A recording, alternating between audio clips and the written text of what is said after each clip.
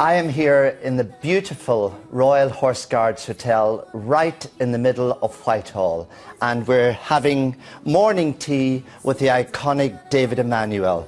David, thank you so much for joining us. Pleasure. And it's really lovely to see you. Well, it's nice to catch up, Noel, after all these years. Yes, quite. Too many, and you look absolutely marvellous. Thank you very much. Now, David, the royal wedding is coming up. How could one talk about the forthcoming royal wedding without going back to those halcyon days at the end of the 70s and 80s when you designed that wedding dress for the most famous woman in the world?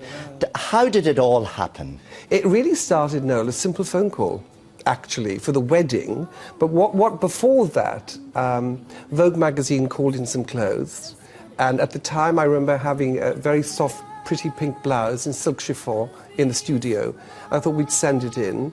I thought, well, you can't just send in a blouse. We made a little taffeta skirt to go with it, and it went in on a rail of clothes. And Lord Snowdon was doing the snaps. Right. And Diana, it was all under cloak and dagger, because they said they were doing a picture on English roses. And, but in point of fact, what they were her engagement pictures. And she looked along the leg, she goes, oh, I love that blouse. And they put it on, and that was the picture used as one of her official engagement pictures. And the fashion editor said, oh, it's by Emanuel. And then she rang up and made an appointment. So that's the first time the world knew about, Diana and about Emanuel. And then, I mean, several months later, the phone call in the studio, I picked it up, and she said, would we do the honour of making her wedding dress? And, David, out of curiosity, what goes through your mind at that point? Do you think, oh my God, what do I say? Definitely not. Well, it's almost like, you know, it's almost like in a way, if the world stands still, for that second you went, oh? And it was, well, of course, and you get excited, and it's very emotional. You're thinking, oh my God. And then you calm down, and then she said, well, okay. And then we heard nothing. That was the worst bit, and it seemed like an age, but it was about a couple of weeks. And I thought, well, perhaps it was a hoax call, perhaps she's changed her mind. Because you have to remember, 30 years ago, the papers were printing, oh, it's probably going to be Hardy Amy, it's going to be this one, it's going to be that one, it's whoever.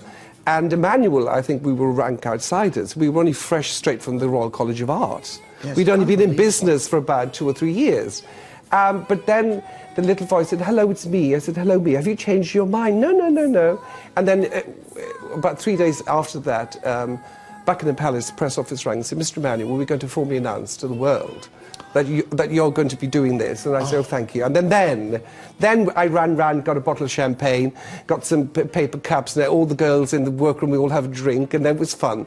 A lot of people think that thousands of seamstresses worked on that wonderful dress, but in fact, there were just 2 girls, one a little Greek lady. Absolutely. Now, tell me about the Irish connection. Well, good old Rose, my darling Rose. She was head of my workroom, and I miss her desperately. She's now obviously retired. But a wonderful, wonderful woman. Her and I, listen, to get through collections sometimes, you know, we were under a lot of pressure.